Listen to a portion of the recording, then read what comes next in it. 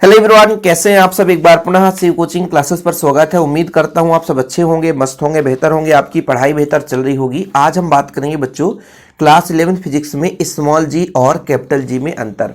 ये स्मॉल जी है क्या बच्चों? गुरुत्वीय त्वरण है। जैसे कोई वस्तु गुरुत्व के अधीन गिर रहा होता है तब उसमें जो वेग में परिवर्तन होगा बच्चों, तो त्वरण उत्पन्न होगी। उस त्वरण को हम गुरुत्वीय त्वरण कहते हैं। जैसे मान लीजिए पृथ्वी तल से प्लेन ऊपर की ओर जा रहा है या प्लेन नीचे की ओर आ रहा है, तब बच्चों उसके वेग में परिवर्तन होगा, गुरुत्व के अधीन होगा, तो उसमें जो वेग में परिवर्तन की दर की जो त्वरण होगी वो गुरुत्वीय त्वरण कहलाती है। जैसे हम और एग्जांपल बताते हैं बच्चों, गेंद को फेंकते हैं तो जब गेंद ऊपर जाता है तो गुरुत्व के अधीन जा रहा होता है ना। जब वो नीचे आता है तो गुरुत्व के अधीन आ रहा होता है। तो उसके वेग में परिवर्तन से जो त्वरण, क्योंकि वेग में परिवर्तन को हम त्वरण कहते हैं, समय के साथ कितना वेग बदलता है वो त्वरण है, और गुरुत्व के अधीन जो त्वरण होगा वो गुरुत्वीय त्वरण कहलाता है बच्चों। ठीक है, गुरुत्व के अधीन स्वतंत्रता पूर्वक गिरती हुई वस्तु में उत्पन्न त्वरण को गुरुत्वीय त्वरण कहते हैं। क्या बोलते हैं बच्चों? गुरुत्वीय त्वरण। अब यहां पर एकांक दूरी पर स्थित एकांक के दो पिंडों पर लगने वाली आकर्षण बल का आंकिक मान g के बराबर होता है। इसका थोड़ा सा आप लोगों को दिक्कत होगा। यहाँ पे बच्चों थोड़ा सा शब्द सही नहीं है। यहाँ पे आप लोग एकांक द्रव्यमान लिख लेना तो आपको थोड़ा सा सटीक लगेगा। एकांक दूरी पर स्थित एकांक द्रव्यमान की दो पिंडों पर लगने वाले आकर्षण बल का आंकिक मान कैपिटल जी के बराबर होता है। इसको आसान नहीं है समझना, इसको थोड़ा समय अलग तरीके से समझाता हूं। सार्वत्रिक गुरुत्वाकर्षण का नियम क्या कहता है कि दो पिंडों के बीच लगने वाला बल दोनों पिंडों के द्रव्यमान के गुणनफल के अनुक्रमानुपाती और बीच की दूरी के वर्ग के व्युत्क्रमानुपाती होता है बच्चों। जब दोनों को मिला देते हैं तो F समानुपाती कैपिटल M स्मॉल m अपान R स्क्वायर हो जाता है, और समानुपाती हटाते तो G एक नियतांक लग जाता है बच्चों, जिसे हम सार्वत्रिक गुरुत्वीय नियतांक कहते हैं। क्या? सार्वत्रिक गुरुत्वीय नियतांक कहते हैं। अब यहां से परिभाषा निकालेंगे कि हमारा कैपिटल M द्रव्यमान था, स्मॉल m द्रव्यमान था, इसके बीच की दूरी r थी, तो r का मान भी एक हो जाए, कैपिटल M का मान भी एक हो जाए, स्मॉल m का मान भी एक हो जाए। यानी एकांक द्रव्यमान के दो पिंड एक इकाई दूरी पर स्थित हैं, तब उनके बीच जो बल लगेगा बच्चों, क्योंकि यहाँ पर एक एक एक रखेंगे तो F बराबर G हो जाएगा। ध्यान देना, यहाँ पर इस फार्मूले पर ध्यान देना, कैपिटल M का मान एक रखेंगे, स्मॉल m का मान एक रखेंगे, r का मान एक रखेंगे, तो बच्चों आ जाएगा F बराबर G। क्या आ जाएगा? F बराबर G। यानी G का मान वो बल के ही बराबर है, लेकिन कब? जब एकांक द्रव्यमान के दो पिंड इकाई दूरी पर स्थित हों तो उनके बीच जो लगने वाला बल है वही सार्वत्रिक गुरुत्वीय नियतांक के बराबर होगा। तो देख सकते हैं एकांक दूरी पर स्थित एकांक द्रव्यमान के दो पिंडों पर लगने वाले आकर्षण बल का आंकिक मान कैपिटल G के बराबर होता है। ठीक बच्चों, कोई दिक्कत तो नहीं? वही चीज तो मैंने कहा। देखो जरा, r का मान एक है, इकाई दूरी पर एकांक द्रव्यमान के दो पिंडों के बीच जो बल का मान है वही आपका सार्वत्रिक गुरुत्वीय नियतांक के बराबर होता है। ठीक बच्चों, कोई दिक्कत तो नहीं है। ये पहला अंतर आपको क्लियर हुआ कि स्मॉल जी जो होता है वो गुरुत्व के अधीन स्वतंत्रता पूर्वक किसी पिंड पर उत्पन्न त्वरण है बच्चों, और कैपिटल जी है ये गुरुत्वीय नियतांक है जो कि इकाई दूरी पर स्थित दो एकांक द्रव्यमान के दो पिंडों के बीच लगने वाले आकर्षण बल के बराबर होता है।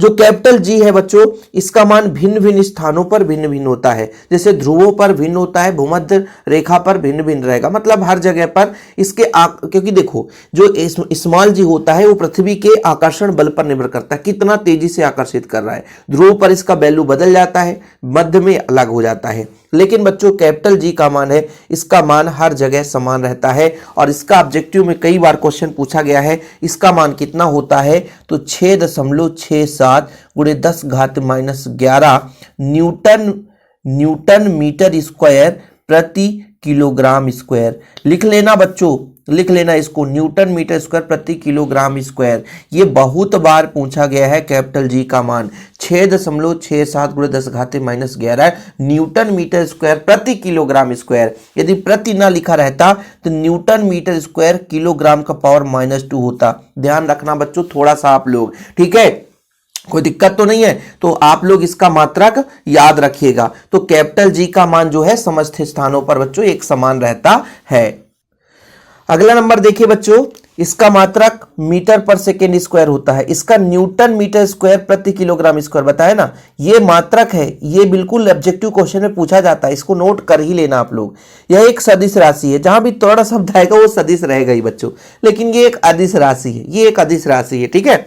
इसका विमीय सूत्र आप निकाल लो। विमीय सूत्र कैसे निकालोगे, यहां से यदि आपसे ये इकाई बन रहा बच्चों तो इससे आप विमीय सूत्र निकाल सकते हो। इकाई मन में यदि फीड है आपके मन में तो आप विमीय सूत्र निकाल सकते हो। कैसे, जैसे यहां पर देखना थोड़ा सा, इकाई में आप देखो कि आपका मीटर है तो लंबाई तो है, समय का स्क्वायर मतलब सेकंड का स्क्वायर एंड टी का स्क्वायर, और द्रव्यमान नहीं है तो m का पावर 0 कर दो, खत्म कहानी।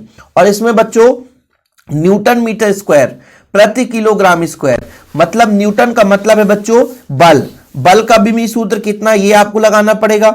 मीटर स्क्वायर का मतलब होता है एल का स्क्वायर, ये लगाना पड़ेगा।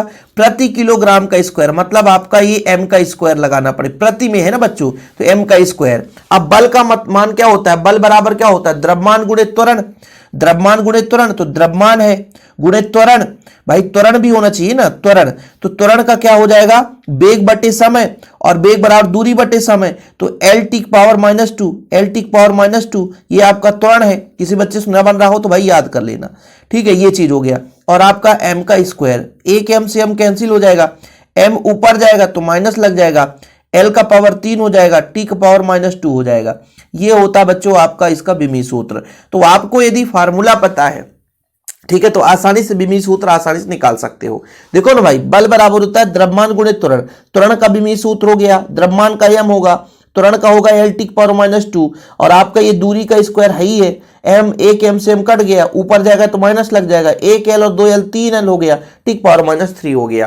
तो ये विमीय सूत्र होता है। हालांकि मैंने सारा चीज बहुत आसानी से कराया, विमीय सूत्र वगैरह चैनल पे जो स्टार्टिंग से पढ़ रहे होंगे उनको पता है। और बाकी जिन बच्चों को नोट्स लेना हो तो कांटेक्ट नंबर हमेशा मैं अपना पर्सनल नंबर शेयर करता हूं, क्योंकि नोट्स के बिना आपकी प्रॉपर तैयारी हो ही नहीं सकती है। आगे का सिलेबस आपको कवर करना है तो नोट्स से तैयारी कर लो। तो कांटेक्ट नंबर आप लिख सकते हो 9685 29 91 49, 9685299149, 9685 29 91 49। इस नंबर पर आप व्हाट्सएप मैसेज कर सकते हैं, जानकारी लेकर नोट्स ले सकते हैं। फिलहाल अभी के लिए इतना ही। वीडियो पसंद आए तो लाइक करके शेयर जरूर करिएगा। जय हिंद, वंदे मातरम।